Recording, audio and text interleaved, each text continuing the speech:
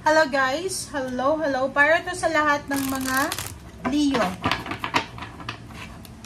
Okay Leo, tingnan natin kung anong messages, vibration, gabay energy para sa lahat. Leo, ito pala ay message guidance, portal opening message guidance, 33, March 3, 2025. So starting March 3 siya.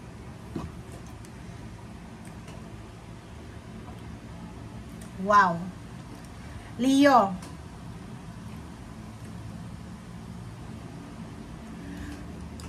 Pasensya na guys Kailangan kong umuya ng ano, tawag dito, ng candy. Kasi ang sakit ng lalamunan ko. Okay, Leo. So, dito sinasabi ng bara sa'yo na value your self-worth. You are God's precious gem. Diamond ka, diba? Socialize or join in. Make healthy and supportive new friendship and connections by getting involved with a group of like-minded people. So, the light. Ang Leo na to, atong Leo na to, is, hindi to makaka-resonate sa lahat. Doon lang to sa Leo na nagtatago siya, 'di ba? Parang may Leo dito na mas gugustuhin niya or ginusto niya na magtago na lang sa comfort zone niya. Kasi parang nagse-self-pity siya. Parang yung value ng self-worth niya ngayon ay sobrang baba. Feeling niya ano na meron depression or anxiety na siguro to. Or siguro marami siyang mga questions sa sarili niya. Marami siyang gustong mangyari pero walang nangyari. So, nandito siya sa self-worth na inire-remind ka ng Panginoon na yung buhay na meron ka sa ngayon, Leo, hindi yan sa'yo. Hindi mo yan pag-aari. Okay? Hiram lang yan na buhay. So, kung halimbawa lang na feeling mo, yung self-esteem mo sobrang baba na, ganyan-ganito, kailangan mong lakasan yung loob mo. 'Di ba? Maging grateful ka, maging thankful ka. You should be thankful. You should be grateful. Kasi, kung ano man pinagdadaanan mo sa ngayon, lahat ng tao dumaraan dyan. Okay? Diamante ka sa paningin ng Panginoon. Isa kang diamante, isa kang diamond. Mahal ka ng Panginoon. Kung feeling mo yung pamilya mo, hindi ka mahal, mga tao sa paligid mo, hindi ka mahal, dito sinasabi sa'yo ng baraha, you are worthy. Okay? You are worthy in the eyes of God. Siguro sawang-sawa ka na sa mga pakikipag-usap or sa mga tao sa paligid mo kasi lahat ng taong nakakasalamuha mo ay may mga intention or mga dark motives sa'yo. So, dito sinasabi ng baraha na if ever lang makipag-associate ka, make sure na healthy and supportive yung mga taong ito na gustong makipag-associate sa'yo. Okay? So, make sure na i-limit natin yung sarili natin sa people pleasing. Kasi, ang nakikita ko sa'yo dito, sa sobra mong gustong i-please yung mga tao sa buhay mo, naubos na yung, ang hirap talaga guys, okay? Diba? Dumating na to sa reading mo few months ago or few weeks ago, na sinasabi sa'yo, Leo, na iwasan mo yung people please kasi is tiring. Okay? It's tiring na nakakapagod mag-please ng mga tao. Hindi mo yun masusustain talaga. Kasi yung mga tao, magugustuhan ka lang kung meron ka. Magugustuhan ka lang kung nakikita ka nilang anong tawag dyan? Yung paldo-paldo ka. Pero pag nakita nila na may sakit ka, wala kang pera, ang dami mong utang, iiwasan ka talaga nila. So, nakikita ko sa'yo dito, don't be negative. Okay, don't be negative, be positive. Iwasan natin guys yung mga connection na hindi naman nakakatulong sa atin. Iwasan mo yun, Leo.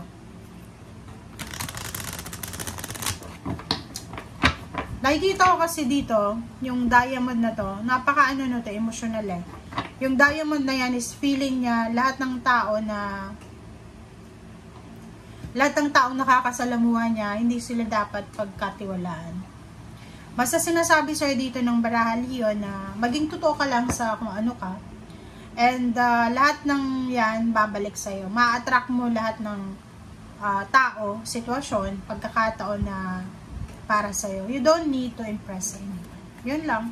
Yun lang yung ang nakikita ko sa zodiac sign since kanina pa ako nagre-read, water sign. Lahat sinasabi, iwasan yung people pleasing. Judgment.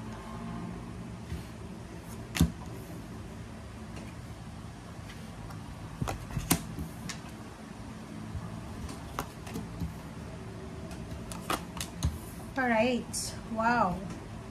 Para to sa Leo Tingnan nyo Leo. Ang ganda ng barahan nyo.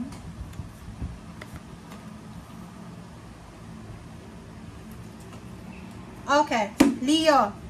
Judgment. First card mo dito is Judgment. Tingnan mo.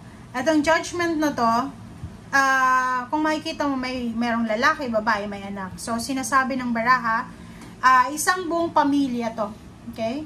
Isang buong pamilya ang posibleng kailangan na lumabas sa kanilang comfort zone. May isang pamilya dito na siguro marami silang mga pinoprocrastinate. May mga gusto silang gawin, pagbabago sa kanilang buhay, pwedeng lumipat ng bahay, lumipat ng lugar, maghanap ng trabaho sa ibang lugar, pero hindi nila magawa-gawa. But, kung eto daw yung gagawin mo, kung lalabas ka sa comfort zone mo, siguradong darating to sa'yo.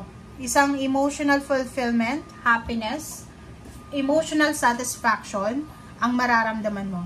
Okay? Posible din na may mga Leo na if ever lang, try mo lang na mag-travel, try mo lang. Kung nasaan ka sa ngayon, feeling mo, like for example, nasa probinsya ka, nasa Pilipinas ka, feeling mo hindi maganda yung takbo ng karir mo dyan, bakit hindi mo subukan sa ibang lugar? 'Di ba? Try to relocate, try to find some place na feeling mo doon ka magsisimula. And kung pagpunta mo doon, ganun pa rin, try another, napakalawak ng mundo. Okay? Kung may mga iba sa inyo na trinabaho nyo na, 'di ba? May trinabaho ka na, tapos naghihintay ka ng pera, sinasabi ng baraha sa'yo na incoming na siya. So, still be positive pa rin. Mayroon ditong the devil na reverse. So, sinasabi sa'yo dito, Leo, na the Lord will fight for you. Yun yung parang naisip ko. Kasi reverse to The devil is out. 'Di ba? Parang nakikita ko simula ngayong March 3, tatantanan ka na ng the devil. Kasi parang ibibigay sa'yo ng Panginoon talaga yung freedom, peace, harmony, new beginnings na minamanifest mo.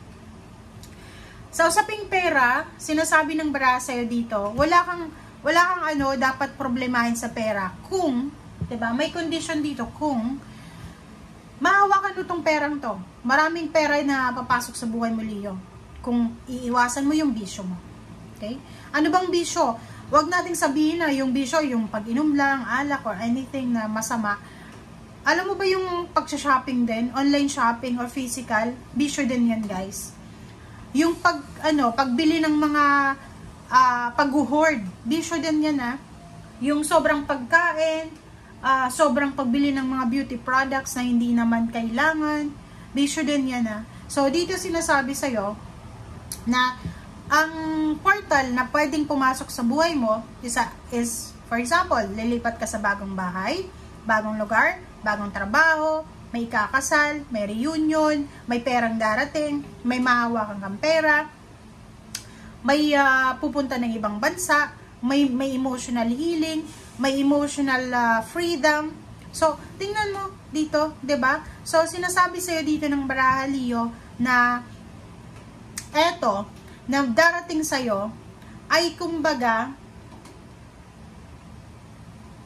para sa'yo yan. Ito yung darating, Ito yung kasalukuyan mong energy.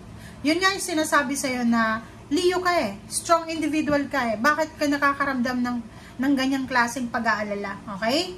So, calm yourself, okay? Kalmahin mo yung sarili mo, and hayaan mo ang Panginoon na siya yung kumontrol. Okay?